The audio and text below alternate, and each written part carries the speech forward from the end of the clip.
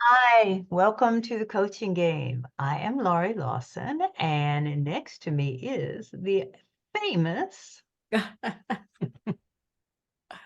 Terry Yoffe here. It's yeah, Coaches Creating Change morning yes, with it is. Laurie Lawson and Terry Yoffe. And what are we going to dig up today? What are we going to mix up and hopefully give some insights and valuable takeaways? Yeah, and that's the question we asked ourselves before we started. But then we decided, it's April, and we're both a little shocked at that. It's like, really? Is it April? And already in April, we have experienced a tiny earthquake in New York City, but we made it That's a big true. deal. And the eclipse, not total, but enough to just, appreciate the moon and the sun doing their thing. And it's like, okay, so what have we done in the past 3 months? Because April's coming on mighty strong and coming up with all kinds of crazy things that we had no idea. So we figured, well, let's do a little evaluation and also a little maybe future forecasting of what we're going to be doing.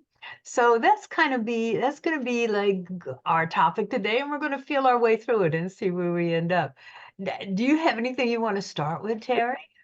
Well, I love the fact, I actually did see the last eclipse, which was, I think, in 2018, 17. 17, yeah. Mhm. That's right. You were in Kentucky and I was in Maryland, No, I think. No, you weren't in Kentucky? No. no, we were visiting friends in South Carolina, Ah, and we drove to Greenville. Drove to Asheville, North Carolina for a couple of days, and then to Greenville, South Carolina, to actually watch the eclipse. wow. And we sat in an open field. We had our glasses on and we saw it. So today, fast forward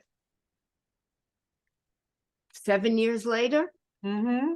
we've Mm-hmm. got this eclipse again, and where the moon covers the sun for a very short time.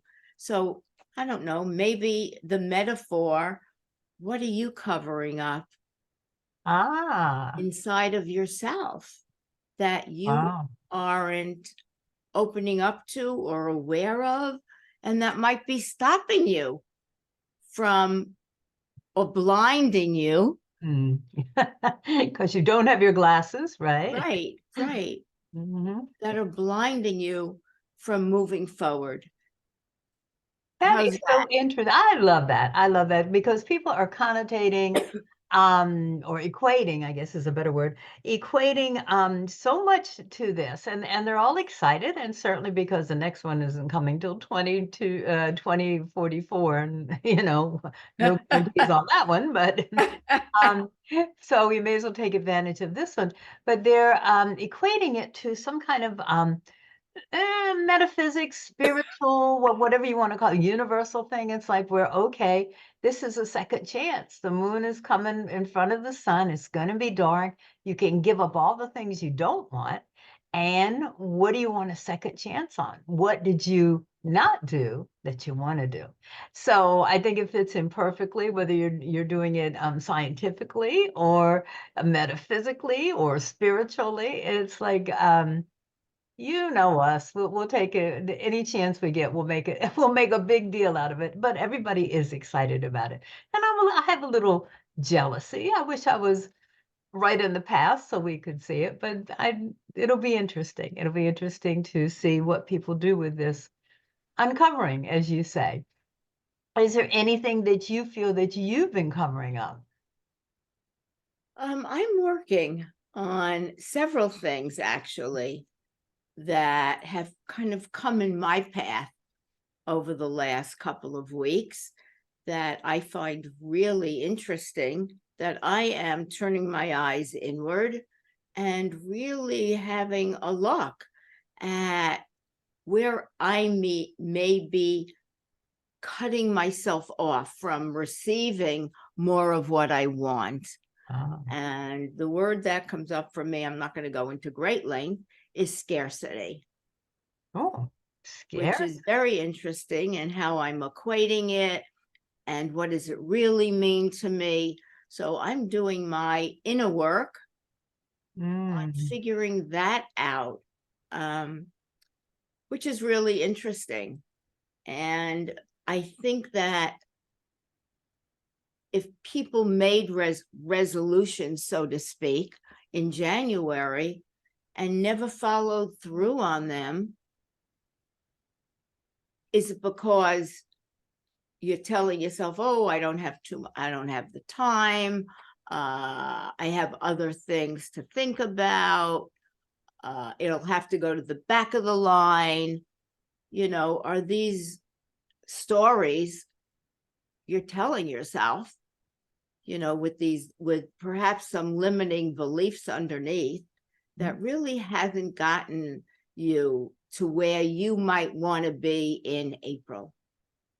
Interesting. Yeah. So I guess it would be a good idea if people said, okay, and some people don't bother making resolutions. I don't anymore because I know it's like, I have a general idea what I want to do, but I'm not going to go by January 30th, I'm going to have 7 new clients.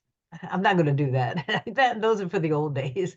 But yeah, I think if you made a resolution and you didn't alter it because of circumstances and you didn't alter it because your desires change, then you might want to stop and go, what stopped me from doing what I wanted to do?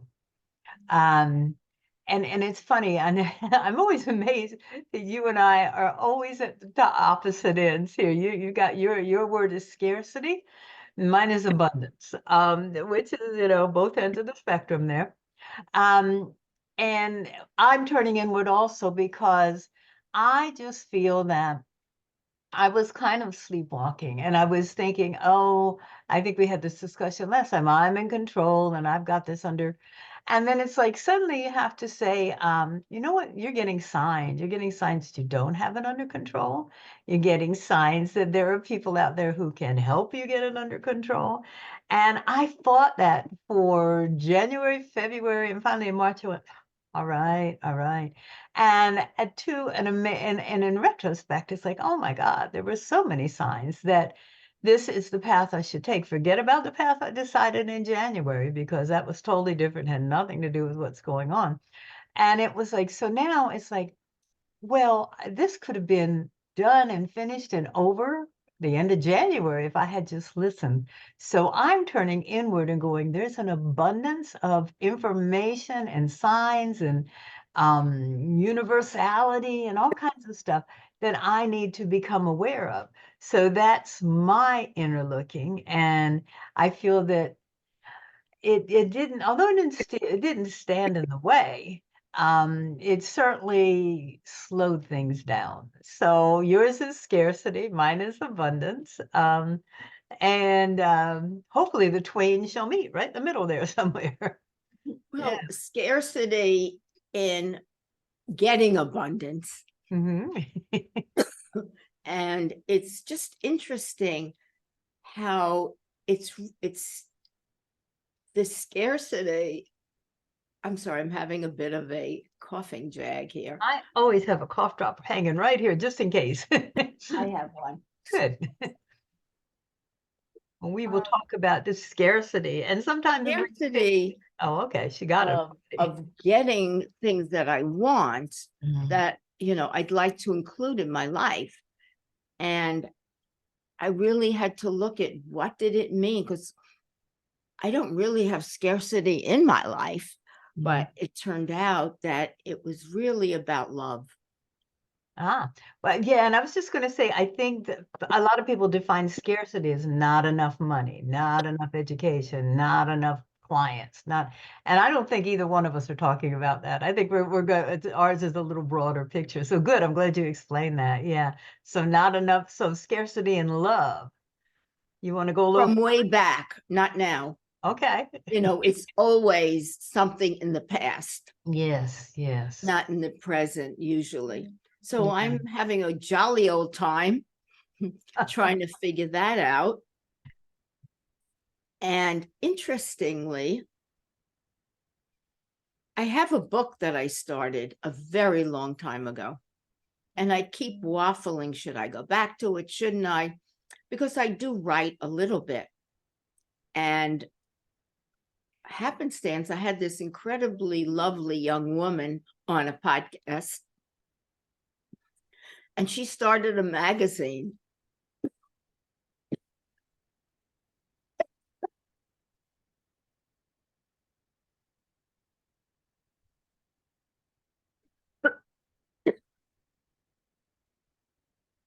And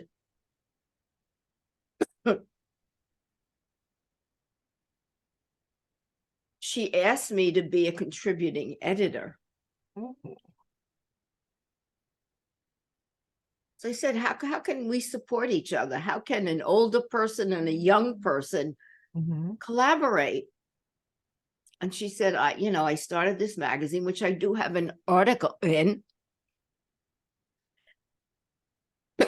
And it turns out that I'm now going to have a featured column every month. Wow. Okay.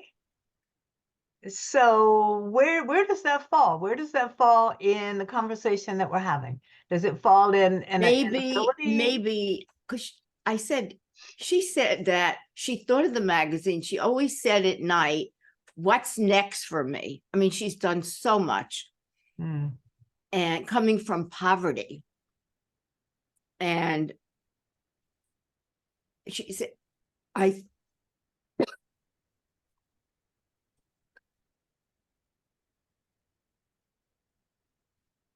thought about it and I wrote before I went to bed, what's next for me? And she said, it came up in my dream. Wow.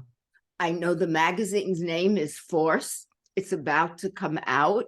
I have a article which she put me on the cover. And she's now doing a monthly magazine.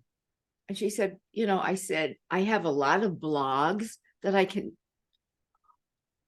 move some of the wording. And she loved the idea. She went and looked at the blogs and she said, great, I love it.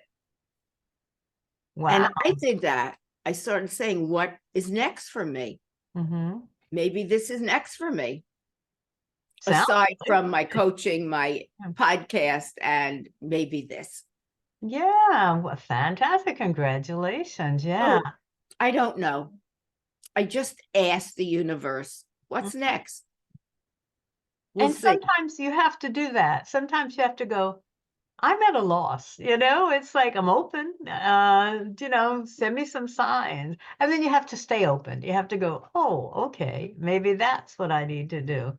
I look at this systemic profile thing where they've asked me to be the U.S. ambassador. We're still not sure what that means, but I look back to where I first was introduced to it, and it was 2010, and then it came back and surfaced in 2017, and then today the creator, not today, but in current time, the creator contacted me and said, how interested would you be? And it's like, at first my logical brain took over, went, oh, do I have time for this? And do I want to do it? And do I really need to learn a whole new thing?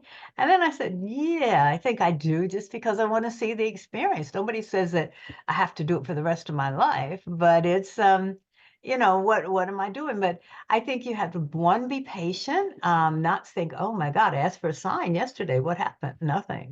How can I keep going? Be patient. I always, I tell my clients and especially my mentees, it's like, get out there and plant seeds. That's basically what you're doing. You're planting a little seed, like you're doing that with your podcast. It's like, here's a connection. Maybe it'll work. Maybe it will grow. Maybe it's just an annual thing, or what is the other one called? I never can figure that out. A thing where it only flourishes once a year. Or maybe it'll really become a habit and something that's worthwhile. And I think those are the tricks to keep growing. It's like keep planting seeds, keep open, stay open, and look for opportunities. They're out there. And think of all the ones that, and like I was saying at the beginning of the year, all the ones that pass you by. It's like, okay, I had an opportunity, but I didn't take it. I wanted to be, and now it's like, just take those opportunities if they come your way, and it's something that you might like. You're not going to be guaranteed you like it, and it may not be the answer you're looking for, but it is an answer, and it might lead to where you want to be. Yeah. Absolutely. The one thing I talk about when I'm interviewed on other people's podcasts is, and I've done this for so long, say yes. Why Mm. not? What's the worst that can happen? I mean, the trajectory of my life changed when I went to Women's Wear Daily years ago. I Mm. knew nothing about sales, had absolutely no experience. And I could have said, oh no, I'm going to make a fool of myself. Well, I don't know it. I said, sure. And that took me on a whole different trajectory of life, Yeah. whole different. Yeah. So if you don't try something, and even when I was out of work, a door opened, doing something in real estate. Oh, sure, in this, in that. I just had to survive. I had to make money. I couldn't think about, gee, what if I fail? What if I look vulnerable? Who Right. cared at that point? Right? What do you think helped you over? Because we all have those voices in our heads that go, "Oh, I can't do this," and "Oh my God, who am I to do this? What are you crazy?" And what do you think? What'd you tell yourself? How did you shut those voices up? I really don't know, Mm. because on some level, I'm a fairly structured person. Hmm. I like things to be. And I think the fact that I went through so many years of analysis on a couch 3 times a week for 7 years, Mm. if I could do that and go through the pain that it cost me to break the walls down, I could do anything. And I think that was an impetus for me, that I don't know. I mean, when I was getting married, this is a long, long time ago, and my fiance at the time broke it off. I was devastated, devastated. But on some level, I picked myself up and took the money and went to Europe for 2 months. I can't explain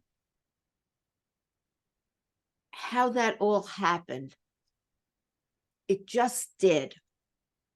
And I have to trust that there's a part of me that was unbeknownst to me at the time. Even today, you and I are still working, still doing Coaches Creating Change, still coaching. I have a very successful podcast. Now I'm going to do some writing. All my friends are retired Yeah. Mm. and they look at me cross-eyed. So I'm not ready to throw in the towel at all. So And there you have it. We're, still going and offering our expertise and our experience and our wisdom. and increasing it, trying out, well, I'm not afraid to take a new thought on. It's like, please give me a new thought. I love that. So yeah, I think that's the answer, and if you are ready to throw in the towel, that's okay. And then you can always pick up the towel if you decide it didn't work out the way you wanted it to. But I think what I tell my clients, and hopefully not as quickly as I tell my clients, but I tell myself also, when you're having doubts and when you go, oh my God, I could never do that, just stop and think about what you have done. Like you survived. Look at all the trials and tribulations you've survived, all the successes you've had, and all the things that you took on. It's like, oh, I don't know, can I do this? But you could. Um, and just make a list, just make a list and go, okay, I'm going to add to that list. This whole new thing I'm going to do. Like I'm going to write. Why not? And I already write. So she likes what I write. So let's keep writing. But I think that's kind of what you have to do. You have to go, yeah, you're always going to have that little voice in your ear that goes, I don't know, Laurie, can you do this? Are you out of your box now? And it's like, yeah, I hope so. But I need the confidence to get there and just start thinking about, wow, all the things you've gotten through, whether you knew it at the time, like you said, you don't know how you survived. You just went to Europe, but you went to Europe and you had a good time, I hope. And you don't have to know how you did it, just accept that you did it and it moved you along. Yeah. That is so true. So going back to our original question, what Yeah. haven't you done in 3 months? What Mhm. what did you say yes to? Did you say no to? Yeah. Did you say no to more things than you said yes to? Were you fearful of saying yes to things? Hoping that today's conversation will shift your thinking and your perspective. And perhaps now in April, you'll say more yes to things than no. Yeah. And what would that look like? My goodness. Those are great questions. I'd add to them, what opportunities did you let slip by? And then if there were none, then what opportunities did you create? It's like Terry asking, well, what can we do together? How can we support each other? That was an opportunity creation, and look how it turned out. Perfect. So yeah, I would say do that. And then of course, once you go, oh my God, I let that go by and I didn't talk to my boss when, there was an opportunity to move it forward or take that on that project. Then go, okay, the next question is what held you back? What made you not do that? Why didn't you do that? Not in you're not going to reprimand yourself and punish yourself, but it's like curiosity. It's like, why didn't I do that? It was right there. And that's where some people call that shadow work. And it's like that's where you go down into the shadows and go, what's going on? What's really going on here? So as Terry's looking inside at scarcity and I'm looking inside at I'm going to say unnoticed abundance, it's like, okay, what can we do next time to make sure that it doesn't go unnoticed? And in Terry's case, what can we do to overcome whatever scarcity I'm feeling? How can she feel abundant? And how can I don't want to feel scarce. I want to feel aware. So there are questions you can, when you find yourself resorting to your old habits, those are the questions you kind of need to ask. Absolutely. And it's challenging. You don't get to where you want to go without challenges. Yeah. The challenges are the good stuff, even though we hate them, they they're that bridge between where we are and where we really want to go. Yeah. Yeah. And if you can figure out how to cross that bridge and what it takes, you get to the other side. And there's alignment, there's more gratification, more of everything. Contentment, fulfillment, peacefulness, a little bit of scariness because it's new, but that's okay. Scariness is, and I have a philosophy, and it's not my own, none of them are really, but it's just like if you're walking down Paradise Lane, nothing's going to make you move. Why would you do that? You're in heaven.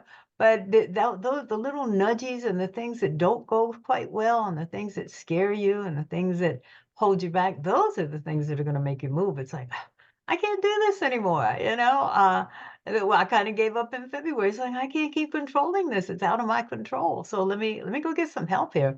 Those are the things that are going to make you grow.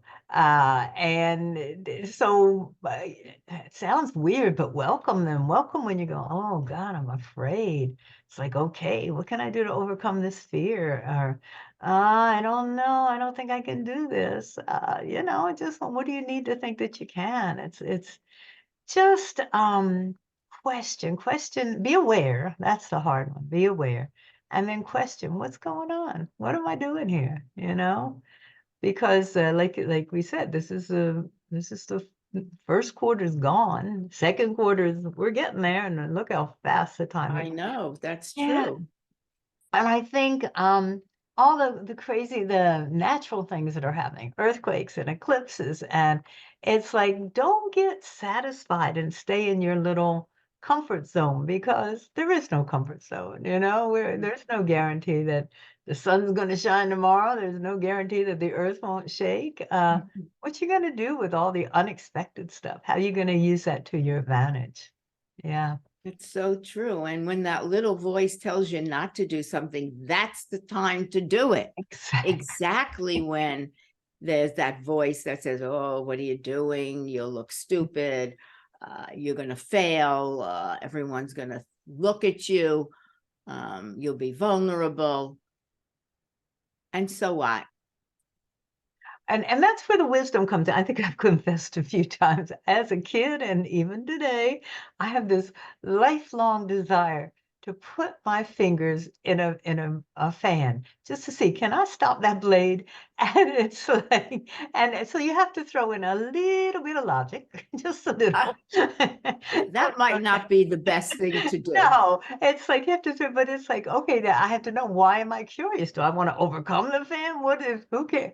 There's a switch. Why can't I stop it that way? It's just, I don't know why. I think because I was told so many times, don't put your fingers in there. It's like, oh, I want to see what happens. But there, you got to throw in a little bit of wisdom, a little bit of logic, just so you don't hurt yourself. But I don't think any of us are talking about that, really. We're talking about No, little inner no. voice I that mean, you know, really just holds you back, and recognize that it's there. It wants to protect you. It's like, oh, Terry, I don't want you to get hurt again. And it's like you need to tell it, no, I'm okay. I'm okay now. Look at all I've survived, and then go through what you have survived. And maybe that will make it be all right. I'll leave you alone for a little while. You've got some things under control there. So it's interesting what we do. I think we're the biggest sabotagers of ourselves. It's not, it could be having an awful boss, or having a company go out of business, but I think we really do it to ourselves more often than not. We have 35 seconds. Any parting wisdom, Miss Yaffe? I hope that this conversation gave food for thought, Hmm. and you'll think about, gee, what can I do moving forward? What risks, what challenges am I willing to take on? That's that's my thought for this episode. And yours, Laurie, before I would we be, I'll piggyback on you and say, and welcome the criticism that comes with you. Oh, you can't do that. It's like, why not? What's uh, holding me back? So first, what can I take on? And then when your little inner voice goes, say, well, why not? So that's our why that's our not? challenge for at least April, maybe through June, who knows? But thank you, Terry, for being on and helping everybody work out everything. So we'll see you, Thank you, Laurie, and I'll look forward to our next conversation. as will I. Bye bye.